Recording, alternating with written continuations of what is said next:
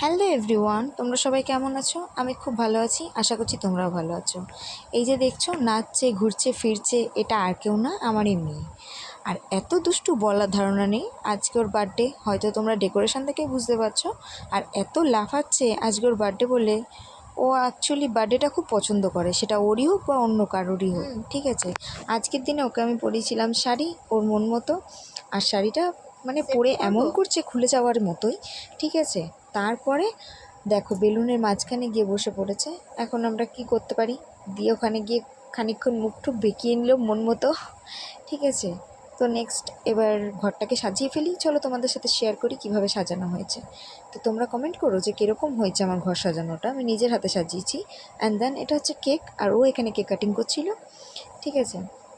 এখানে ওর অনেক বন্ধুরা ছিল, দাদারা ছিল, দেন আমিও ছিলাম। তো তারপর কেক কাটিং হয়ে গেল। আর ওর পুরো ফুল যদি মানে লুকটা তোমরা চাও তাহলে আমাকে কমেন্ট করবে, আমি ওর ফুল লুকটা দেবো। বাট আমি এতটুকুই দিতে পারছি এখন। ফুল লুকটা ওর সেরকমভাবে সেদিনকে ক্লিপটা নেওয়া হয়নি, যার জন্য দিতে পারিনি।